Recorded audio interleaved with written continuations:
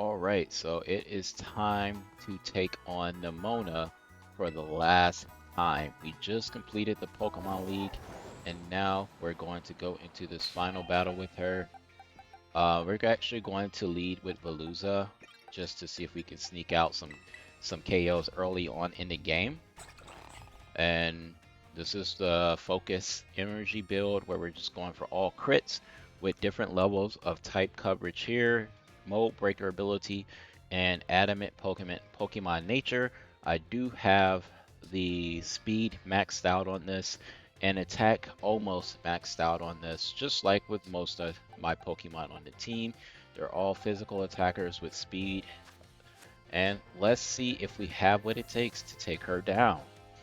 I believe I may be under leveled with some of my Pokemon. However, it should not hinder us because as I progress through the story, believe it or not, I EV trained my Pokemon for attack and speed throughout the entire story. As you can see, some of my stats weren't perfect on some of these Pokemon, and that's because I did make some mistakes. I ended up catching a few Pokemon that altered my EVs in a way that was not beneficial. So I'm gonna have to do another story run to see if I can perfect them eventually. But this is what we have for right now. This was definitely a great story run. And now we're going to see if all of that was worth it. The thing about EV training your Pokemon, it does mean you don't have to have the best levels when it comes to fighting in single player. And also, even in Pokemon trainer battles, EV leveling obviously makes a big difference. So I'm just going to show you the difference here because I think her Pokemon are like in the mid high 60s, and I didn't spend any extra time trying to go and train my Pokemon in between the Pokemon League after defeating that top champion Jita. I just pretty much came straight here. So you got the Lycanroc, which is rock against water. I'm confident that I can focus energy here, and perfect. He goes for the Stealth Rock. Granted, yes, it's gonna hurt if I have to switch in, but we're gonna plan to not have to do a whole lot of switching. The Veluza here will probably be able to take out 2 to 3 Pokemon. We're gonna go all in, Terastallize on this. This is just the perfect Pokemon to get a setup on, which is the reason why I don't like to use Lycanroc. And maybe she was only using Lycanroc to get the Stealth Rock set up and see if she could sneak out some free kills. So we're gonna see what this Lycanroc's damage is like. A Stone Edge hitting hard, just like I expected. And the fact that that Lycanroc is faster than me is very important for her. And there we go, we get the critical hit. And this next matchup that she switches in is probably going to be bad for Veluza, and it's probably going to cause the Veluza to get KO'd. It depends on if we have the speed advantage. I forget what her team is going to be like, so we're going to see. And she puts in the Palmot, of course. Since I'm focused energy already, I'm committed. I cannot switch because I'm not doing this strategy over again. So we're committed here. Palmot is probably very much faster than the Veluza, so here we go. I actually outspeed him thanks to my EV training. There we go. And since Palmont doesn't have a lot of defense, the critical hits were enough to take him out. Plus, he's a fighting type. The Palmont was a fighting type, so that helped out. So the matchup was pretty much even there. Alright, so we're going to go Aqua Cutter because it's obviously going to be the most damaging move. We know we're going to move first against the Dunsparce, but Dunsparce has health. Yes, Dunsparce has health, and then he Hyper Drills. And yeah, that's going to take us out, but it's okay. We took 2.5 Pokemon technically. And Dunsparce is a normal type. I'm actually not going to go full in with Metacham just yet. We're going to go Floatzel for right now because we just want to finish off the Dunsparce. We don't need an extra lot of damage, and we want to be set to provide type coverage for whatever the next incoming creature could be. So it's just a standard Brick Break. Floatzel's going to outspeed a lot of things. So he's definitely a cleanup crew guy.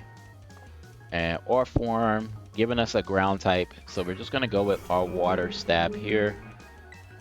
Well, Brick Break is super effective, so I'm sorry. Yeah, this is a still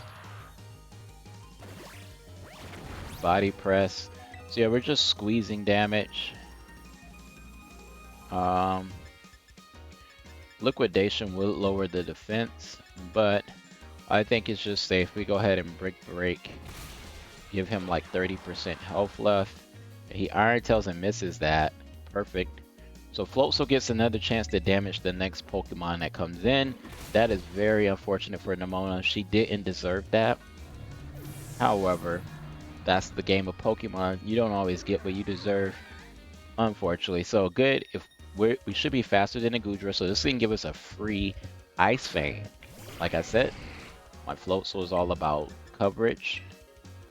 So there we go. That puts her at 60%. The Dragon Pulse, yes, you can go ahead and finish me. And I believe I have one other creature with ice. Did I change my moves up where I don't have ice anywhere else? I do have the Ice Punch here. Metacham versus Goodra. Their Goodra will probably be faster if they put speed EVs into it. I don't know. This is just the computer though. So yeah, we should be faster. Great. Cleanup crew. There we go, Metacham. I'm always iffy about Metacham because I don't have the Focus Sash on it. And its HP is terrible. So this is a water type. Obviously, we're going to use our grass starter against that because it's built to demolish their Pokemon. I believe they have learned a move by now that would... Let's see, do they learn an ice attack or something like that? I think they learn an ice attack or something that would also hurt my Pokemon. But her speed is like insane. That's one thing you can say about her. Her speed is insane, and this flower trick should just one-shot. Oh, is she on her last Pokemon already? Well, yeah, she terrestrializes into water, right? So, if that's true, this is very anticlimactic for her. Yeah, I remember. Terrestrializes into water. And unlike Sword and Shield, terrestrialization doesn't provide extra defense. And that's good. Wow. It felt like it provides extra defense. The Brick Break. Yeah, I knew I wasn't going to be able to take any hit from their Pokemon. All we need is a faster Pokemon, and I believe the Palmot should speed this out. Palmot is like, he's been OP on my team throughout the entire game. I've been really surprised with him. The moveset he ends up with is solid. It's cool. Yeah, I get the outspeed, so that is going to be the trainer battle, final battle after the Pokemon League against your homegirl, your friendly rival, Nemona. And I almost want to say pneumonia every time I say that name. They really should have thought that one out. But yeah, that is that. My Pokemon weren't too much higher level than her. Only the Veluza, I believe, was the only Pokemon I had that was over level her. Everything else was under the levels that she was using. And so, for some reason, everybody's very surprised that I beat her, and she's about to cry, but she's happy. She's literally just a battle buddy. Like, she loves the battle. That's all she cares about. It kind of reminds me of myself. So that was great. That was fun. Thanks for watching. Hopefully your battle with Nemona is just as fun and you're able to steamroll through her kind of like I did. You probably do even better. I'll see you in the next one.